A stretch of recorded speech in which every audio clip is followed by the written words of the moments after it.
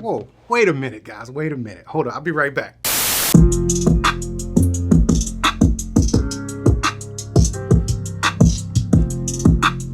Hell yeah.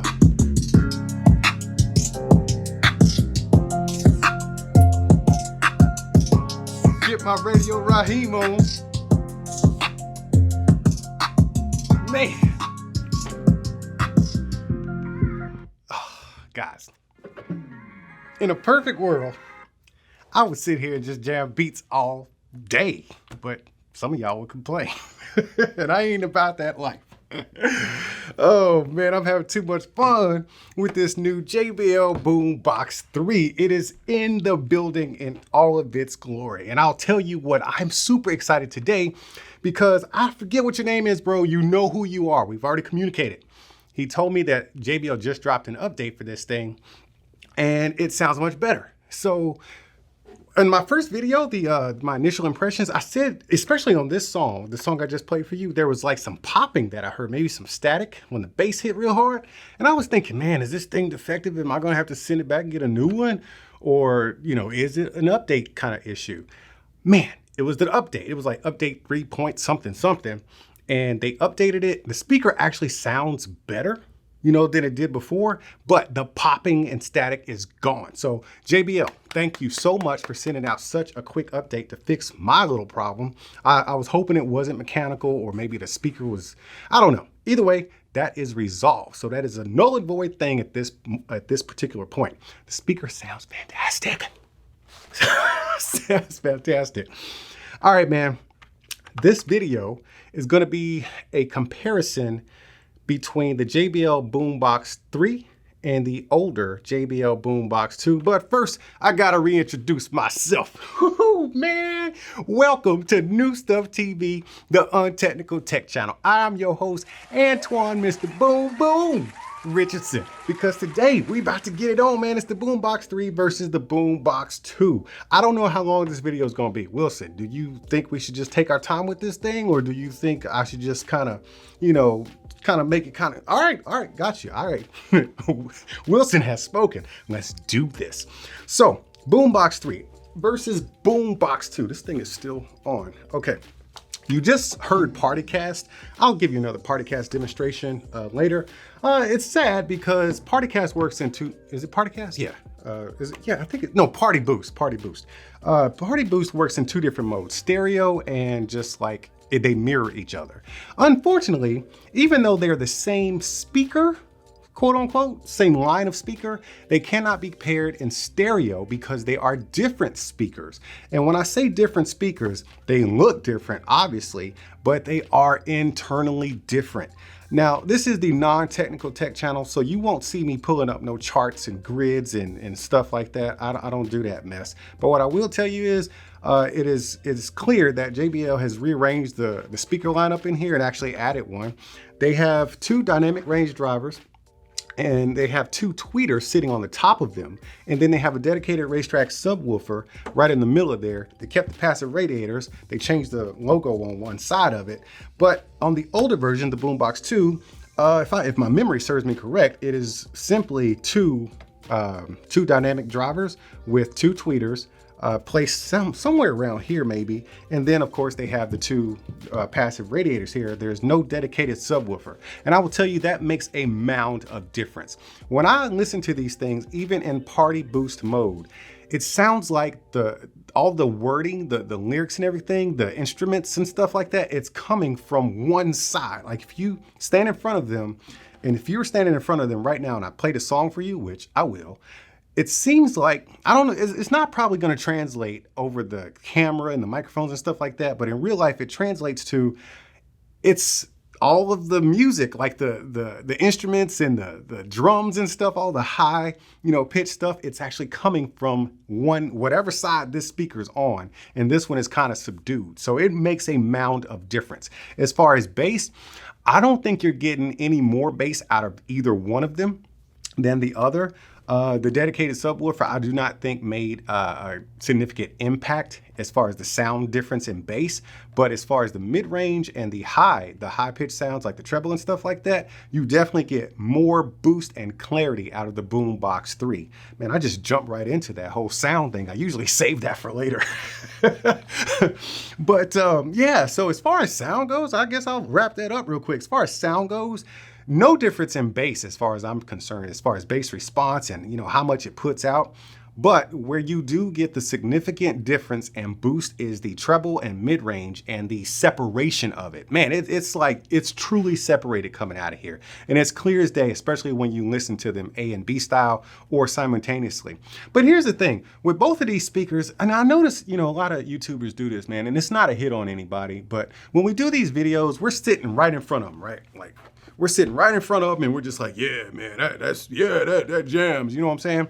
This ain't the speaker for that. You don't sit right in front of the speaker to get its full impact. You got to move around, bro. You got to step back a good 10 feet or so, move around to the sides. Don't just sit there, stand directly in front of it. It does not give you its best that way. This is a room-filling speaker. So is this one, room-filling speaker. If you move around, step back, and let that sound come out, let that bass come out of the side of this joint, let those drivers spread out their glory, man, you're going to get a nice room-filling sound, and that bass just resonates with it. The drywall in your house will suffer. Okay, if you just, I've never even turned either one of these up really all the way. It's just that the bass is just, it just kills, man. The drywall in your house is gonna go through some rigor if you crank up that bass on these joints. I don't do the stuff where I put it in low frequency mode. I'm not gonna destroy my speakers for the sake of that crap. But as far as sound goes, that's what you get, man. You're getting good quality JBL sound, which also takes me to something else, man. I've noticed, it just hit me like this morning with companies like JBL, Sony. Yeah, Sony's one of them. JBL, Sony. I noticed that with the Sennheiser headphones I have, the Momentum 3s, Bowers & Wilkins, all the higher end companies, that put out the expensive stuff, $300 plus, you will find that their apps, inside of their apps, they will have an EQ. It's either going to be some type of weird EQ where it's not like bands. It's just going to be some weird EQ, or for the most part, it's going to be a 3 to 5 band EQ, but mostly a 3-band EQ. And I think it's for this reason. Companies like JBL, Sony, Bowers & Wilkins, Sennheiser, they have a signature sound, okay? They are known for a signature sound. They don't want us messing with that too much. That's why they don't give you all those bands. All you guys that go in and you download all these, apps to EQ stuff, you are completely like ignoring all of the R&D that they have put into these speakers to make them sound like their brand. And that's why they give you that 3-band EQ. I figured that out this morning, and I think that's it. So the 3-band EQ, honestly, I don't even mess with it on these. Well, I might bump it up a little bit on the bass and the highs depending on what song I'm listening to. If I'm listening to like an interview or a podcast or something like that, I put it on flat. I might even bring down that treble a little bit. But as far as an EQ, I don't really think it needs to be played with that much. I'm still hanging out on sound. Well, it is a speaker video, right? But yeah, so that's my feelings on that as far as like, the app experience. And I usually complain about robust apps not being robust enough. But man, I don't find myself messing around with the app with this speaker. I turn it on and it sounds good. I turned this one on and it sounded good. I did bump the mids and, not the mids, but the bass and the treble a little bit because I used it outside in my gym. Now this one is gonna take, this one's, I don't know what the hell I'm gonna do with the speaker, but this one is taking the place in my gym. So I might boost the bass and the treble just like a little bit on this because I'm outside. But yeah, you don't really need it. So yeah, that's it for the app. Now let's talk about some physical differences. Aside from what you're already seeing, I'm gonna go into a little bit of detail here. This is the power brick.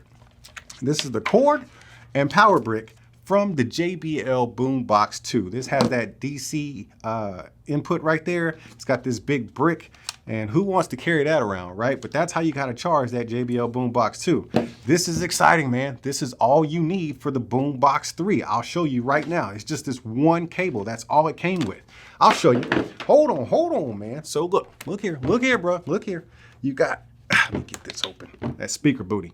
You got the JBL Boombox 2. You got your DC input right there. You got your USB charge out, and then you have your service input right there, that micro USB, and then you have your 3.5 millimeter input. But if I close that speaker booty on the Boombox 2, and then I will bring over the Boombox 3, open up that speaker booty.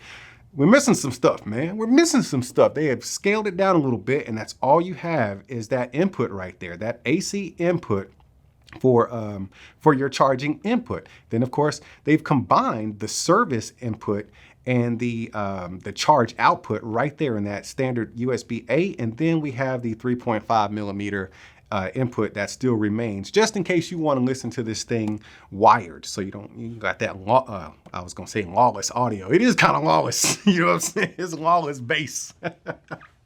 Oh man. But upon picking these things up, I did notice a significant difference in weight. So I got a little technical. I pulled out my human scale, you know what I'm saying? The human scale. And I put the Boombox 3 on there, and let me see what I got. My memory is bad, so let me, yeah. The Boombox 3 weighed 15.2 pounds, whereas the Boombox 2 weighed 12.8 pounds. So you're getting about a 2 and some change pound weight gain. You know what I'm saying? This bad boy been drinking that creatine, you know what I'm saying, beefing up a little bit. But even though it's beefed up in weight, it's muscle mass. You know what I'm saying? They added muscle mass because you know muscle weighs more than fat, because they keep the almost the exact same footprint. Even though they look different in size, they look slightly different in size. I believe this one actually looks, it almost looks a little bit bigger around the body. And it's like, I don't know, a 1/4 inch to a 1/2 inch thicker around the body than the Boombox 2. But as far as length and overall height, they are the exact same. Okay, give or take a 2, what am I saying? Give or take a millimeter or 2. They take up the exact same footprint, even though this one has more density and muscle mass at 15.2 pounds. You see on the Boombox 2, where you have this flare right here to protect your passive radiator. You know, this is like some really hard silicone / rubber. And I like this, man. It's got this dual layer. You got this plastic shell on the outside. Then you got this layer of flexible material right here, just in case you drop it and it lands in that sweet spot, it'll just bounce back from that. But if you look here, they've actually done away with that. It still maintains the same shape, but they've done away with that dual layer. Now, this outer portion of it right here, I see where it's actually 2 parts. I'm not strong enough to actually bend it, so I can't tell if it's hard plastic with a rubber coating or silicone coating, or if it's all rubber or not. I'm just not strong enough to do it, but I kind of miss that dual layer. As you can plainly see, the tramp stamp has grown, okay? The tramp stamp has been drinking some creatine too, man, on that protein stuff. So I love it, okay? I like the JBL tramp stamp. If you go do some branding, be bold about it, man. Be shameless about your branding and do it. JBL did it traditional JBL style with the rest of their speaker lineup, and finally this one matches all the rest of them. That kind of irked me because I got all the other speakers and the shape and the styling of the Boombox 2 was always different. Now we all matched up. I wish they did have my turquoise colorway, or whatever color that is that I have on the other speakers. I really like that color. It would have been nice to have that one in this color too, but I get it. A $500 speaker. How many of these are you selling to where you need that many color variants? This one also comes in that camo color. They call it Squad. Yeah, that's a cool looking speaker, but I decided to go boring and stay black. But I'm loving the tramp stamp logo right there. I'm loving the new design. I know this handle was very controversial, but I will tell you this handle feels like quality. When it's cold in your house, that AC is going, you touch this handle, it is a metal handle. It ain't bending, it ain't flexing, it ain't going nowhere. Now the little shoe sole on the bottom has changed as well. It is consistent with all the new stuff. These little rubber things are really raised. They are super thick and super grippy. So I don't think this thing is gonna be rolling off or going anywhere unless you actually kick it and move it on purpose. Just for a quick reference, there's your Boombox 2 with that old school style. They decided to keep things simple and stick with the traditional layout for the button panel here, which I'm totally okay with because, you know, muscle memory is everything to me. You got your party cast button, you got your minus button, you got your power, which is a simple one touch. You don't have to press and hold to turn it off. You just one touch. You got your Bluetooth pairing button right there that's lit up. You got your plus, and then of course your play button. Now, as far as the physical differences between the JBL Boombox 3 and Boombox 2, that's pretty much the gist of it. Now it's time to answer the one question you all came here to get the answers to. But does it jam though?